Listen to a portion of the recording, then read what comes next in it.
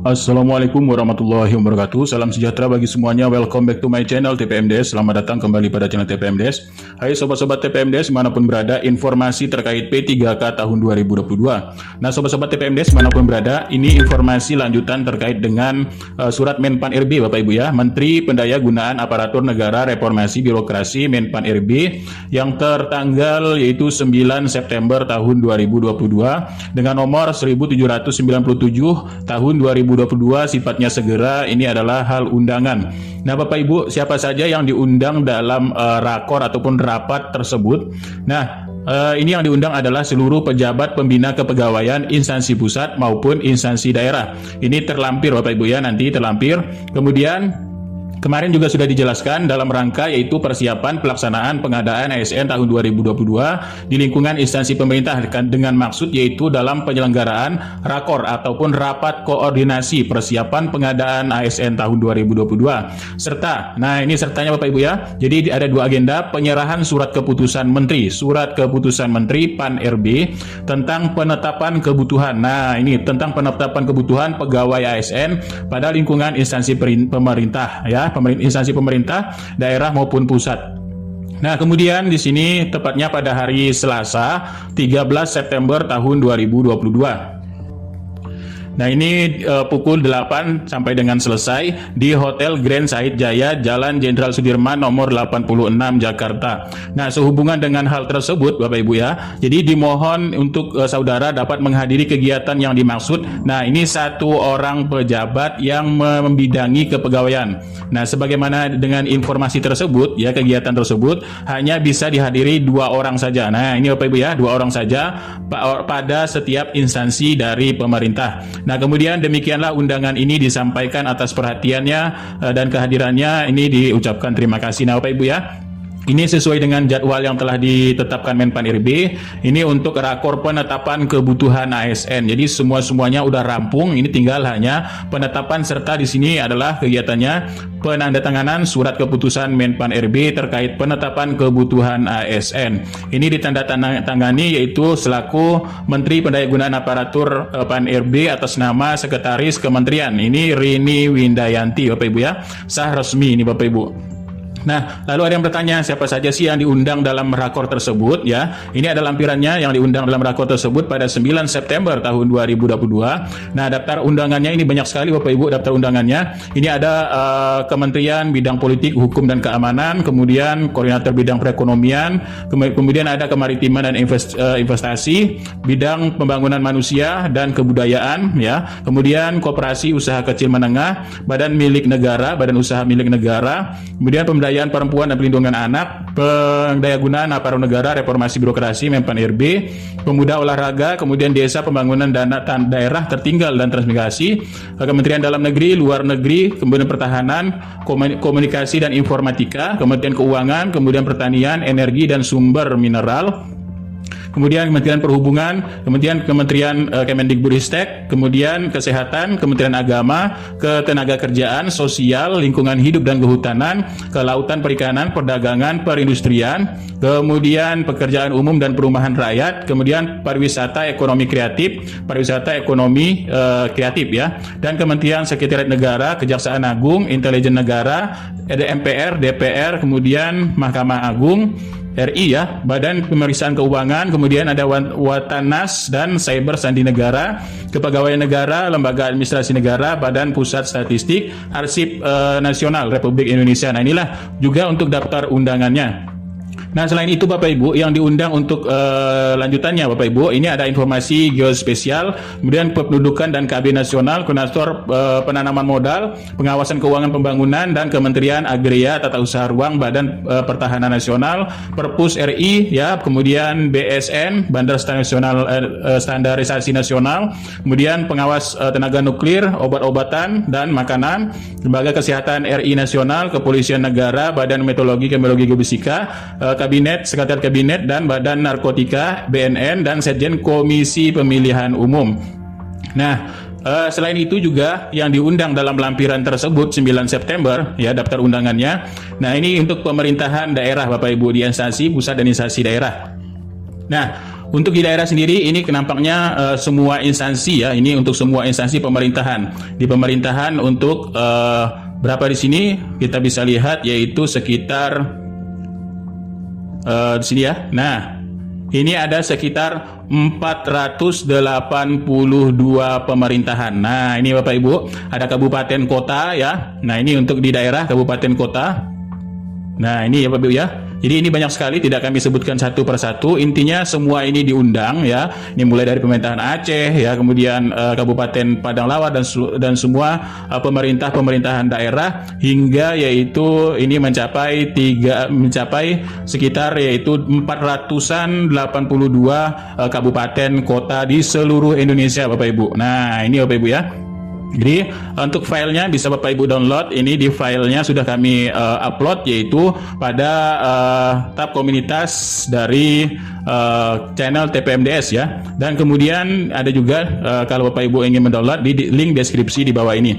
Nah, kemudian Bapak Ibu untuk lampiran selanjutnya ini terkait dengan acaranya Bapak Ibu ya. Nah, susunan acara rapat koordinasi persiapan pengadaan ASN tahun 2022 dan penyerahan surat keputusan Menteri Pan-RB tentang penetapan kebutuhan pegawai ASN pada lingkungan instansi pemerintah baik pusat maupun daerah. Dan di sini aturan kegiatannya, registrasi, pembukaan, nyanyikan lagu Indonesia Raya, pembacaan doa. Nah, berarti ini dimulai dari jam 8.30 ya. Laporan pelaksanaan kegiatan ya, ini akan dibacakan oleh Asisten Deputi Perancang Jabatan Perencana dan Pengadaan SDMA oleh Kemenpan RB. Kemudian di sini arahan dari Kemenpan RB dan jam 9 ini penyerahan keputusan. Nah, ini Bapak Ibu ya, Menteri Pan RB tentang penetapan kebutuhan ASN 2022 secara simbolis. Dan jam 9.45 paparan berbagai narasumber. Yang pertama narasumbernya Deputi SDMA Kemenpan RB dari kebijakan transformasi SDMA. Yang kedua Dirjen GTK Kemendikbudristek ya, implementasi pengadaan. Ya, ini Bapak Ibu ya, implementasi pengadaan ini kurang lebihnya terkait dengan juknis pelaksanaan P3K Guru tahun 2022. Dan yang ketiga juga Deputi Sinka mekanisme sistem. Nah, ini ya masuk juga dalam juknis dalam mekanisme sistem seleksi P3K di tahun 2022. Dan di sini ada moderatornya yaitu Asisten Deputi Perancang Jabatan Perencana Pengadaan SDMA ya. Ini dari Kemenpan RB. Dan dilanjutkan yang terakhir istirahat dan penyerahan keputusan Menteri Pan RB tentang penetapan kebutuhan pegawai ASN di tahun 2022. Nah, inilah lampirannya Bapak Ibu ya. Kemudian ada lampiran selanjutnya di sini adalah tentang daftar narahubung yang bisa dihubungi dalam persiapan pengadaan ASN tahun 2022 dalam penyerahan surat keputusan Menteri tentang penetapan kebutuhan pegawai instansi pemerintah Bapak Ibu ya. Nah, ini ada di daerah-daerah yang bisa dihubungi Bapak Ibu ya. Nah, itulah sedikit informasi, mudah-mudahan ini sedikit bermanfaat. Nah, jadi di sini sekitar 482 instansi daerah, pemerintah kabupaten kota yang diundang, kemudian ada instansi pusat, ini berbagai instansi pusat Bapak Ibu ya. Nah, jadi tadi sudah diperlihatkan di sini. Nah, ini ada 57 instansi dalam badan-badan dari lembaga di kementerian serta badan lembaga di Indonesia Bapak Ibu ya. Ini seluruhnya diundang. Nah, kemungkinan ada daerah Bapak Ibu yang diundang di sini ya. Semuanya sudah lengkap dalam undangan ini, tertera semua untuk pemerintah kabupaten kota ya. Ini juga mewakili untuk daerah provinsinya juga semua ini. Nah, ini Bapak Ibu. Nah, itulah sedikit informasi ya, mudah-mudahan ini sedikit manfaat. Kemudian untuk P3K tahun 2022 ini ada transformasi dari rekrutmen P3K guru tahun 2022 Bapak Ibu ya. Dari transformasinya ini akan mendahulukan yaitu guru-guru honorer yang X ya, tenaga kategori 2 sesuai paparan dari Menpan RB.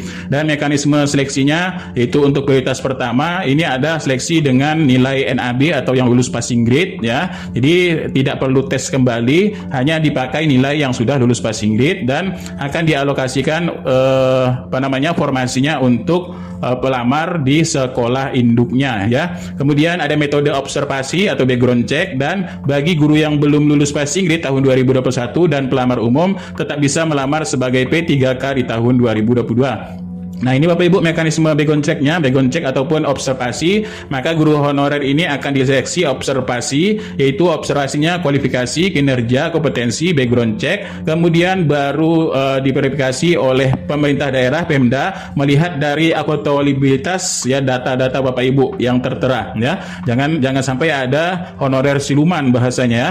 Barulah ini akan diverifikasi oleh Kemendikbudristek dan akan dinyatakan lulus verifikasi atau seleksi observasinya. Dan untuk yang pelamar umum, Bapak Ibu pelamar umum, nanti pelamar umum mendaftar baru ya bagi yang belum 3 tahun ya di Dapodik ini. Kemudian mekanismenya adalah ini dari lulusan PPG dan dari tes passing rate yang tinggi nanti Bapak Ibu. Maka yang top rank akan ditempatkan di sekolah yang tidak ada pelamarnya. Nah, ini Bapak Ibu ya untuk yang seleksi CAT UNBK, dan ini untuk seleksi yang observasi, dan yang lulus PG tidak perlu lagi, tinggal ditempatkan saja Bapak Ibu. Nah, inilah ya. Jadi ini Permenpan RB-nya nomor 20 tahun 2022 sesuai dengan kategori yang sudah kami jelaskan. Nah, ini Bapak Ibu. Dan progres dari kuota kemarin sudah bertambah juga Bapak Ibu ya. Dan selanjutnya di sini terkait dengan seleksi baru atas perubahan seleksinya ya. Ini tadi sudah dijelaskan juga, yaitu dia terdaftar di Dapodik ya.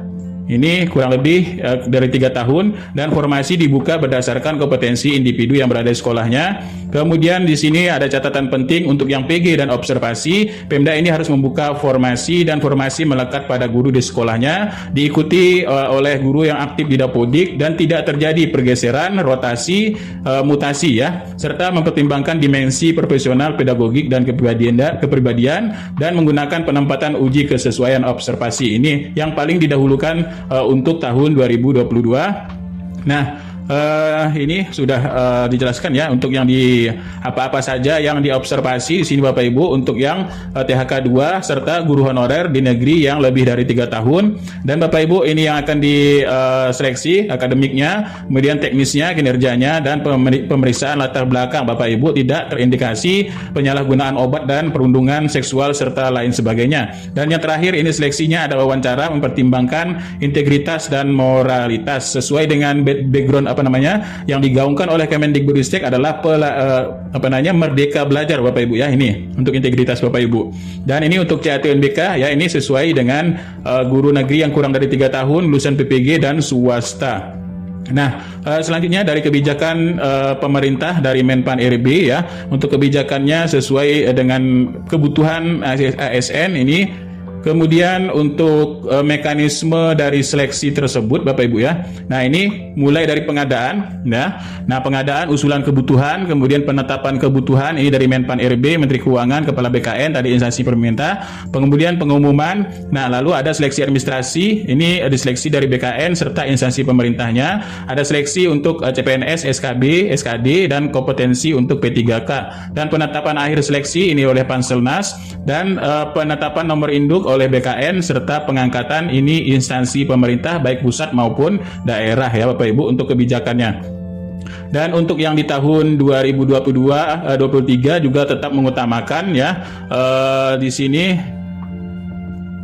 Untuk 2023 ini tetap mengutamakan guru dan tenaga kesehatan ya. Untuk yang 2023 nanti guru dan tenaga kesehatan untuk yang tetap diutamakan. Nah, kemudian sesuai dengan paparan dari Menpan RB juga Bapak Ibu di sini, ini kebijakan yang sudah oke ya, yaitu untuk tenaga guru juga ya, ini sesuai dengan Permenpan RB nomor 20, dan penyesuaian pemetaan penyusunan kebijakan ini tengah dilakukan untuk pendataan non ASN dan alur seleksi tenaga guru ya. Tenaga guru ini seperti ini Bapak Ibu ya. Jadi di sini sudah tahap itu penetapan formasi. Baru akan pelaksanaan seleksinya di sini, dan nanti akan lulus tidak lulusnya ini ya, lulus tidak lulus P3K. Kemudian terakhir di sini pelaksanaan pengawasannya oleh KSN ya. Dan untuk tenaga kesehatan sama seperti ini juga ya. Ini tahapnya penetapan formasi dan alur seleksi tenaga teknis. Nah, tenaga teknis juga di sini penetapan formasi ya, dan lain sebagainya ini sudah kami jelaskan sebelumnya. Dan untuk yang penyelesaian driver, cleaning service, dan lain-lainnya ini menggunakan outsourcing ya Bapak Ibu ya. Ini termasuk juga sapam dan sebagainya, driver, cleaning service, ini penyelesaiannya adalah menggunakan outsourcing. Nah ini ya, untuk tenaga guru sendiri mengutamakan yang lulus PG, kemudian guru yang berada di sekolah negeri dengan mengutamakan THK 2. Nah ini sesuai dengan Permenpan RB-nya dan kesehatan sesuai dengan Kemenpen afirmasi nakes ya. Serta untuk yang tenaga dasar outsourcing, kemudian dengan tenaga kontrak pengadaan jasa, dan yang fungsional teknis kesehatan ini guru Permenpan RB, kemudian nakes ya. Ini kesehatan untuk afirmasi nakes, dan fungsional teknis ini seleksi CASN. Nah ini Bapak Ibu ya, sampai dengan tahapan terakhir yaitu pelaksanaan seleksi. Nah, untuk pengadaan sendiri mulai dari kita perencanaan, kemudian pengumuman lowongan, pelamaran, kemudian seleksi dan pengumuman hasil seleksi dan pengangkatan menjadi P3K. Inilah alur dari tahapan pengadaan jabatan fungsional Bapak Ibu. Nah, untuk yang pelamar umum yaitu seleksi administrasi dan seleksi kompetensi. Untuk yang PG kompetensinya sudah berada pada nilai yang sudah PG. Kemudian untuk yang belum, untuk CAT UNBK mengutamakan kompetensi teknis, manajerial, struktural, dan wawancara. Ini masih yang belum PG Bapak Ibu ya, untuk yang pelamar umum tapi. Nah itulah sedikit informasi, mudah-mudahan informasi ini sedikit manfaat. Kurang lebihnya mohon maaf, billahi taufiq wal hidayah. Assalamualaikum warahmatullahi wabarakatuh. Salam sejahtera bagi semuanya sobat-sobat TPMDS dimanapun berada.